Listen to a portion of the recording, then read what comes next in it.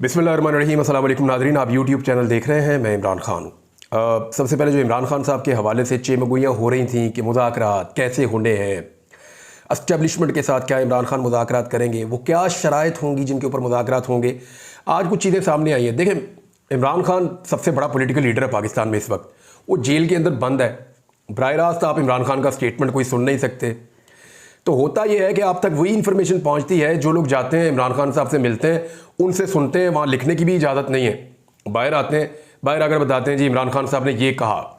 बाद औक़ात ये भी प्रोपेगेंडा होता है कि इमरान खान साहब ने असल में बात कोई और कही थी और बाहर बात कोई और पहुँचाई गई। प्रोपेगेंडा होता है, ये किया नहीं जा सकता लगातार इमरान खान के साथ। वजह यह है कि सब इमरान खान को जानते हैं और उन तक इन्फॉर्मेशन तो पहुँच ही जाएगी क्योंकि उन्हें मुख्तलिफ लोग मिलते हैं। तो अब आ जाए इस तरफ कि इमरान खान साहब का रद्द-ए-अमल इन चीज़ों पे क्या है। लेकिन पहले आप ये देख लें कि एक बड़ा सख्त स्टेटमेंट जो अली अमीन गंडापुर ने दिया था, जो मैंने आपको सुनाया था कि अली अमीन गंडापुर ने स्टेटमेंट दिया था इस्लामाबाद पर कब्जे का। उन्होंने कहा था किसी का बाप भी इमरान खान को माइनस नहीं कर सकता। उन्होंने कहा था कि इस्लामाबाद में आ जाएंगे और इस्लामाबाद पे कब्जा कर लेंगे और वापसी में इमरान खान को भी अपने साथ ले जाएंगे, ना इंसाफी बंद की जाए ये वो। अब इस पर इमरान खान साहब ने कहा कि वज़ीर आला खैबर पख्तूनख्वा अली अमीन गंडापुर का इस्लामाबाद पर कब्जे का बयान दुरुस्त है। यहाँ से पता चलता है उनके मूड का और उनकी एग्रेशन का, कि यानी जो आदमी मुज़ाकरात करने जा रहा होता है या जो आदमी मुज़ाकरात की कोशिश कर रहा होता है वो चीज़ों को टोन डाउन करता है, वो चीज़ों को नरम करता है। लेकिन यहाँ तो कोई और कहानी है। इमरान खान साहब जो है वो अग्रेशन में आ रहे हैं। अडियाला जेल में सहाफ़ियों से उन्होंने बात की। लाजमी बात है, ये सवाल तो होना था। उन्होंने कहा कि मेरी मीडिया टॉक पर पाबंदी लगाकर मेरे बुनियादी हुकूक ख़त्म कर दिए गए हैं। मैं इदारों को कैसे नुकसान पहुंचा सकता हूं? सुप्रीम कोर्ट में हमारी पटिशन ज़ेरे इल्तवा है जिन पर समाअत नहीं की जा रही। मेरे दौरे हुकूमत का मौजूदा दौर से मुवाजना नहीं हो सकता।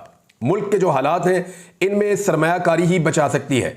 मैंने अली अमीन गंडापुर, उमर अयूब और शिबली फराज के अलावा किसी को भी एस्टेब्लिशमेंट से बात करने का इख्तियार नहीं दिया। ये पाकिस्तान तहरीक इंसाफ सारी की सारी सुन ले कि इन तीन बंदों के बाद या इन तीन बंदों के अलावा कोई और कहीं एस्टेब्लिशमेंट से बातचीत करता हुआ दिखाई दिया या सुनाई दिया या रिपोर्ट हुआ, उसको फिर इमरान खान की तरफ से इजाज़त नहीं है। वो अपनी मर्जी आपके तहत एस्टेब्लिशमेंट से बात करना चाहता है अपने किसी मामले में तो वो करता रहे। अच्छा, ऐसे लोगों को मैं जानता हूँ जो लोग राब्ते में रहते हैं और राब्ते उनकी मजबूरी है। लेकिन यहाँ इमरान खान साहब ने जो नाम दिए ऑफिशियली वो तीन है। अली अमीन गंडापुर वज़ीर आला खैबर पख्तूनख्वा के, उमर अयूब सेक्रेटरी जनरल है पार्टी के, इमरान खान साहब के बड़े काबिल भरोसा पार्टी के जो है वो रहनुमा है। और उमर अयूब के बारे में देखें, मैंने उमर अयूब को खुद डंडे खाते हुए देखा और टिका के डंडे खाते हुए देखा। लेकिन आफरीन है 25 मई 2022 को इन्होंने इतने डंडे खाए कि ये वहाँ पे अकेले फंस गए बहुत सारे पुलिस वालों के बीच में। लेकिन ये शख्स भागा नहीं वहाँ से, बल्कि इमरान खान साहब के लिए वहाँ डटा रहा। तो उमर अयूब का इमरान खान साहब से एक बड़ा रिलेशन है। शिबली फराज साहब, बहुत कम लोग जानते हैं कि इमरान खान का और उनका रिलेशन क्या है और इमरान खान साहब शिबली फराज साहब पे कितना एतमाद करते हैं। इनके अलावा किसी और को इमरान खान साहब ने एस्टेब्लिशमेंट से बात करने का मैंडेट नहीं दिया। उन्होंने कहा मुझे 30 मिनट मिलते हैं मुलाकात करने के लिए, उतनी मुझे इजाज़त मिलती है। मैं पब्लिक अकाउंट कमेटी के चेयरमैन के नाम पर मजीद मुशावरत करूंगा। ये आपको पता फड्डा पड़ गया था। पहले शेर अफजल मरवत साहब का नाम आया, फिर हामिद रजा काज़मी साहब का नाम आया। अच्छा, शेर अफजल मरवत साहब का एक अपना अलग किस्म का स्टाइल है और उनके बारे में अलग तहफ़्फ़ुज़ात हैं हुकूमत को। हामिद रजा काज़मी साहब हैं, वो आप उनको भी जानते हैं और वो पंजाब में पाकिस्तान तहरीक इंसाफ या इमरान खान साहब के साथियों में एक बड़े मुतहर्रिक इंसान है। बड़ी मुश्किलात इन्होंने भी देखी हैं, इनकी फैमिली ने भी देखी हैं। तो ये दोनों अपनी जगह पे बड़े मजबूत लीडर्स हैं पाकिस्तान तहरीक इंसाफ के। अब देखना यह है कि इमरान खान साहब फाइनली किसका नाम देते हैं। इमरान खान साहब ने कहा कि अली अमीन गंडापुर से मुलाकात का उन्होंने हवाला दिया और कहा कि मुझे पता था कि वज़ीर आला खैबर पख्तूनख्वा के साथ तस्वीर बनाने के बाद भी सूबे को हक नहीं दिया जाएगा, और वो नहीं दिया गया। अब जो लोग बाहर आए पाकिस्तान तहरीक इंसाफ के, उन्होंने कुछ बातें की हैं और मुशावरत जो है वो पाकिस्तान तहरीक इंसाफ की होगी इमरान खान साहब से, तब पब्लिक अकाउंट कमेटी के चेयरमैन का नाम सामने आएगा। बैरिस्टर घोर साहब ने एक चीज़ और क्लियर कर दी। उन्होंने कहा कि पब्लिक अकाउंट कमेटी के चेयरमैन के लिए हतमी नाम कल तक फाइनल कर लेंगे। इमरान खान साहब ने मुज़ाकरात के लिए कुछ लोगों का नाम लिया है, लेकिन फिल वक्त कोई मुज़ाकरात नहीं हो रहे, अभी मुज़ाकरात नहीं हो रहे। उन्होंने नाम ज़रूर लिया है। अडियाला जेल के बाहर शेर अफजल मरवत के हमरा वो प्रेस कॉन्फ्रेंस कर रहे थे और उन्होंने कहा कि अडयाला जेल में आज तफसीली मुलाकात हुई इमरान खान साहब से, और आज जेल इंतज़ामिया ने मीडिया से बात करने से रोका इमरान खान को। हमारे काफ़ी सारे वकला को आज जेल के अंदर नहीं जाने दिया गया। अब जिनके मुज़ाकरात हो रहे होते हैं या जिनकी एस्टेब्लिशमेंट के साथ डील हो रही होती है, उनके ऊपर इस तरह की सख्तियाँ तो नहीं होती। मुझे अच्छी तरह याद है कि जनरल बाजवा के दौर में नवाज शरीफ साहब के ऊपर, मरीम नवाज़ के ऊपर, शहबाज साहब के ऊपर किस किस्म की अनायतें और नवाजिशें थी जेलों के अंदर। मैं एक दिन गया नैब लाहौर के दफ्तर में, खबरें इकट्ठी करते करते, हम सहाफ़ी जो है ना वो हर जगह फिरते रहते हैं। मैं नैब लाहौर के दफ्तर में गया खबरें इकट्ठी करने के चक्कर में, तो हमजा शहबाज साहब बाहर बैठे हुए कुर्सी पे धूप सेक रहे थे और बड़े मज़े से बैठे हुए थे। ओपनली लोग आ रहे हैं जा रहे हैं। तो मैंने उनसे पूछा, मैंने कहा जी ये तो हमजा शहबाज साहब हैं। उन्होंने कहा जी बिल्कुल, आज उनका मूड है बाहर बैठने का, तो वो बाहर आकर बैठ गए। उन्होंने कहा जी मुझे धूप में बैठना है थोड़ी देर, तो उनको हमने मौका दिया है, वो बाहर आकर धूप में बैठ गए हैं। तो ऐसी सहूलतें कैदियों को नॉर्मली नहीं मिलती। मैंने तो सूरज भी नहीं देखा इतना लंबा अरसा। तो एस्टेब्लिशमेंट के साथ जिनके मुज़ाकरात हो रहे हों या जिनकी बातचीत हो रही हो, उन्हें क्या सहूलतें मिलती हैं वो अगर आपको पता चल जाए तो आप सारे चाहेंगे कि आपको गिरफ्तार किया जाए और एस्टेब्लिशमेंट के साथ आपके मुज़ाकरात चलते रहें ताकि आपको भी वो सारी सहूलतें मिलें। बैरिस्टर गौहर ने कहा कि आज मुलाकात में इमरान खान साहब ने वाज़े कहा है कि मुज़ाकरात के बारे में पार्टी के किसी लीडर को कोई हदायत नहीं दी और ना ही हमारे बैकडोर किसी से कोई मुज़ाकरात हो रहे हैं। इमरान खान साहब ने एक और बात की, ये शेर अफजल मरवत ने बताया। उन्होंने कहा कि इसहाक डार के मामले पे इमरान खान साहब ने कहा कि वो नवाज शरीफ का फ्रंट मैन है, इसीलिए इसे डिप्टी वज़ीर आज़म बनाया गया है। चेयरमैन पब्लिक अकाउंट कमेटी के नाम पर मुशावरत जारी है। शेर अफजल मरवत का नाम भी फहरिस्त में शामिल है, कल तक फाइनल कर लेंगे। दो स्टेटमेंट नाजरीन दिए हैं अख्तर मेंगल साहब ने। ये बलूचिस्तान के बड़े लीडर हैं और इनकी अपनी एक जमात है, बड़े तगड़े सियासतदान हैं। उनके दो स्टेटमेंट हैं, दोनों मैं आपको पढ़ के सुना देता हूं एज इट इज। पढ़ना हो तो सर उन्होंने पढ़ लेना जाके। फिर एक उन्होंने कहा कि इस मुल्क में मीडिया, अदलिया, पार्लियामेंट, आईन, तकरीबन हर एक इदारे की बहाली की तहरीकें चली हैं। कभी ख्वाब में भी नहीं देखा था कि फौज की बहाली की तहरीक चली हो। मुल्क के तमाम इदारों की आज़ादी GHQ में कैद है। ये एक स्टेटमेंट है जनाब, और ये दिया है अख्तर मेंगल साहब ने। इनका दूसरा स्टेटमेंट भी मैं आपको बता देता हूं। अख्तर मेंगल साहब का दूसरा स्टेटमेंट है कि इमरान खान दमादम मस्त कलंदर का ऐलान करें, हम साथ खड़े होंगे। एस्टेब्लिशमेंट मियां बीवी के मामलात में भी दखल अंदाजी करती है, अख्तर मेंगल साहब ने कहा। अच्छा, इस दखल अंदाजी से मुझे याद आया कि एक केस और चल रहा है जो बाबर सत्तार साहब की अदालत में है, और वहाँ पे आज एक ऐसी सिचुएशन बनी जिसके बाद पूरे पाकिस्तान में जो शख्सियत सबसे ज़्यादा डिस्कस हो रही हैं वो जनाब मोहतरम जज बाबर सत्तार साहब हैं। इसलिए कि उन्होंने आज एक के बाद एक छक्का लगाया अपनी अदालत के अंदर। और जिस तरह बाबर सत्तार साहब ने आज इस केस को सुना है, ये केस है एक्चुअली ऑडियो लीक्स का, जिसका ताल्लुक है बुशरा बीबी से और साबिक चीफ जस्टिस साकिब निसार के बेटे नजम साकिब से। इनकी जो मुबैना ऑडियोज़ है उस मामले के ऊपर ये केस सुन रहे हैं, और इसमें इन्होंने बहुत सारे महकमों को बुलाया हुआ है। इसमें IB का महकमा है, इंटेलिजेंस ब्यूरो का। इसमें पाकिस्तान इलेक्ट्रॉनिक मीडिया अथॉरिटी यानी पैमरा है, और पाकिस्तान टेली कम्युनिकेशन अथॉरिटी यानी PTA इसके अंदर शामिल है, और इसके अंदर FIA भी एक फरीक के तौर पे शामिल है। ये 4 इदारे वहाँ पे मौजूद हैं। टेलीनॉर ने थोड़ा टाइम मांगा है, वो हो जाएगा, वहाँ से भी रिकॉर्ड आ जाएगा। लेकिन 4 इदारों ने, कल मैंने आपको खबर में बताया था कि इन्होंने जस्टिस बाबर सत्तार साहब को इस केस से अलग करने के लिए दरखास्तें दायर कर दी थी। तो जज साहब आज जब आए तो उन्होंने बजाय इसके कि पहले वो केस के ऊपर डायरेक्ट जाते, उन्होंने कहा जी 4 दरखास्तें आई हुई हैं, पहले ज़रा उनको सुन लेते हैं। एतजाज़ एहसन साहब जो हैं वो पेश हुए, और अटॉर्नी जनरल मंसूर उस्मान ऐवान साहब। तो एतजाज़ एहसन साहब जो है वो, उनसे अदालत ने शुरू में कह दिया कि जी आप तशरीफ़ रखें, ये 4 मुतफर्रिक दरखास्तें आई हैं, हम पहले वो सुन लें, आप ज़रा बैठ जाएं। उसके बाद एक एक करके बुलाया सबको। FIA से, यानी FIA जो है वो फेडरल इन्वेस्टिगेशन एजेंसी उसका नाम है। इनका एतराज़ ये था कि क्योंकि उन 6 जजेस में आपका ताल्लुक है बाबर सत्तार साहब, जिन्होंने पाकिस्तान की एजेंसीज़ के हवाले से तहफ़्फ़ुज़ात का इजहार किया है, लिहाजा आप हमारे खिलाफ केस नहीं सुन सकते।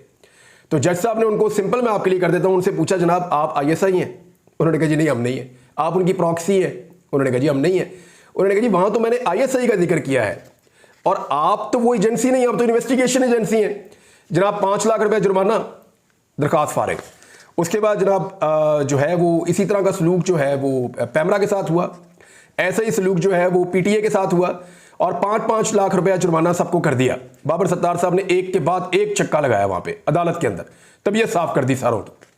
इसके बाद जनाब बारी आई आईबी की, इंटेलिजेंस ब्यूरो की, और इंटेलिजेंस ब्यूरो की मुतफर्रिक दरखास्त किसकी मंजूरी से दायर हुई, ये सवाल उठाया जस्टिस बाबर सत्तार साहब ने, जिसपे एडिशनल अटॉर्नी जनरल ने बताया कि joint director general intelligence bureau ने मंजूरी दी है। उन्होंने कहा नाम होगा उनका कोई, तो उन्होंने बताया जी वालिदैन ने कोई नाम तो रखा होगा। तो उस पर एडिशनल अटॉर्नी जनरल ने कहा कि उनका नाम तारिक महमूद है। तो फिर तारिक महमूद साहब को जो है वो भी बुलवा लिया गया और ये इंदिया दिया गया कि उनके खिलाफ कार्रवाई भी हो सकती है। तो इस तरह जज साहब ने ये 5-5 लाख रुपए जुर्माने लगाकर ये दरखास्तें निपटा दी और उसके बाद वो उस केस को खुद ही सुन रहे हैं। एतजाज हसन साहब जो हैं वो रोस्टम पे आए, उन्होंने कहा जी आपने मेरा कद 20 फुट ऊंचा कर दिया है। और जितने भी वकला वहां पे मौजूद थे उन्होंने वहां पे आकर रोस्टम पर जस्टिस बाबर सत्तार साहब की बहादुरी को सराहा है। इसमें एक और चीज़ बड़ी इंटरेस्टिंग हुई, यानी एफआईए से उन्होंने पूछा जज साहब ने कि आपने कैमरे लगाए हैं खुफिया जजों के घरों पे, तो उन्होंने कहा जी हमने तो नहीं लगाए। तो उन्होंने कहा मैंने तो उस एजेंसी का हमने कहा कि जिन्होंने खुफिया कैमरे लगाए हैं, हमने तो आपकी एजेंसी का नाम भी नहीं लिया। तो इस तरह ये सारे के सारे जो दरखास्तें लेकर गए थे वो वापस इनके मुंह पर मार दी गई और इनको 5-5 लाख रुपए जुर्माना भी हो गया और आईबी के जो ऑफिसर हैं उनको तलब भी कर दिया गया।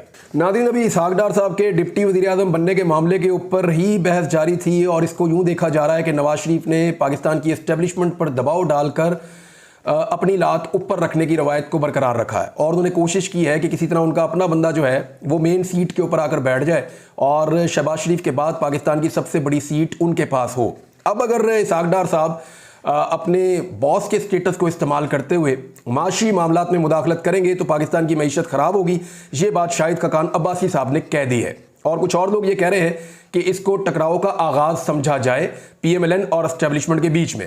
मेरे ख्याल में नवाज शरीफ साहब बहुत समझदार हैं, वो एस्टेब्लिशमेंट से लड़ाई नहीं करेंगे और ना वो इस हुकूमत को खोना चाहेंगे, लेकिन वो अपना एक जाली टाइप का बयानिया बनाकर पब्लिक के अंदर अपनी मकबूलियत को वापस लाना चाहते हैं। यहाँ पे अभी इस पे बात हो रही थी, एक और बड़ा ज़बरदस्त स्टेटमेंट आ गया इरफान सदीकी साहब का। उन्होंने कहा जी मैंने शहबाज शरीफ से पूछा कि आप कितने घंटे काम करते हैं, तो उन्होंने कहा कि मैं 26 घंटे काम करता हूँ। मैंने उन्हें कहा कि दिन में 24 घंटे होते हैं, तो उन्होंने कहा मैं 2 घंटे सोता हूँ, यानी 24 + 2 26। यार ये क्या चल रहा है इस मुल्क के अंदर, यानी हद हो गई है। ये आप दूसरी जमात के बच्चे से पूछें कि एक दिन में कितने घंटे होते हैं तो वो 24 घंटे ही आपको बताएगा, और जब कोई आदमी 2 घंटे सोता है तो 22 घंटे बाकी बचते हैं। तो शहबाज शरीफ साहब ना दांत साफ करते हैं, ना नहाते हैं, ना बूट पॉलिश, बूट चले वो तो चले खैर है, लेकिन बहुत सारी चीज़ें शहबाज शरीफ साहब जो हैं वो अगर नहीं करते तो शहबाज शरीफ साहब फिर करते क्या है, हर वक्त काम करते रहते हैं, हर वक्त काम करते रहते हैं। यानी 24 घंटे में से 2 घंटे सोने वाला आदमी 22 घंटे कैसे काम कर सकता है। और भी बहुत सारे कारहाए नुमाया हैं जो 24 घंटे में खाना भी खाना होता है, बाकी काम भी करने होते हैं, दांत ब्रश करने होते हैं, बालों को कंघी करनी होती है, वो तो चले जल्दी से हो जाती है, इसके साथ साथ बूट पॉलिश करने होते हैं और बहुत सारे काम होते हैं वो करने होते हैं। लेकिन ये अजीबोगरीब लतीफ़े हैं, रोज़ाना हम इस गवर्नमेंट से सुनते हैं, कभी 500 रुपये का सूट आ जाता है मार्केट में, कभी 50 रुपये का हेलीकॉप्टर आ जाता है मार्केट में, कभी जो है वो एक दिन के अंदर 26 घंटे हो जाते हैं मार्केट के अंदर। अजीब अजीब चीज़ें लॉन्च कर रहे हैं और लीडर जो है वो इनका नवाज शरीफ है। अब आ जाए जी किसानों के साथ मरीम नवाज़ ने क्या किया। मरीम नवाज़ ने किसानों के साथ वही किया जो शहबाज शरीफ ने किया था। मरीम नवाज़ ने किसानों के साथ वही किया जो नवाज शरीफ ने किया था। ये किसान दुश्मन थे, किसान दुश्मन है और किसान दुश्मन आज तक साबित हुए, ऐसा लगता है कि आइंदा भी रहेंगे। किसान एहतजाज कर रहे हैं लगातार कि जनाब हमारा खर्चा भी पूरा नहीं हो रहा, खुदा के वास्ते जो कीमत मुकर्रर की है उसके ऊपर ही गंदम खरीद ले। ये उसके ऊपर गंदम खरीदने को भी तैयार नहीं है और इनकी गलत पॉलिसीज का खुमियाजा किसान रोजाना भुगत रहा है। बाहर से इन्होंने उस वक्त गंदम इंपोर्ट की जब अपनी गंदम तैयार थी, हर काम उल्टा किया और ऐसा लगता है कि कमीशन बनाया गया है, ऐसा कुछ लोग कह भी रहे हैं, मुबैना तौर पे कमीशन बनाया गया है। अब आ जाए आप इस बात के ऊपर कि किसान बेचारे एहतजाज करते हुए पंजाब असम्बली की तरफ जा रहे थे और उनके ऊपर जिस तरह का टॉर्चर किया पुलिस ने, भाग कर आए, उनको मारा। यार ये कौन लोग हैं?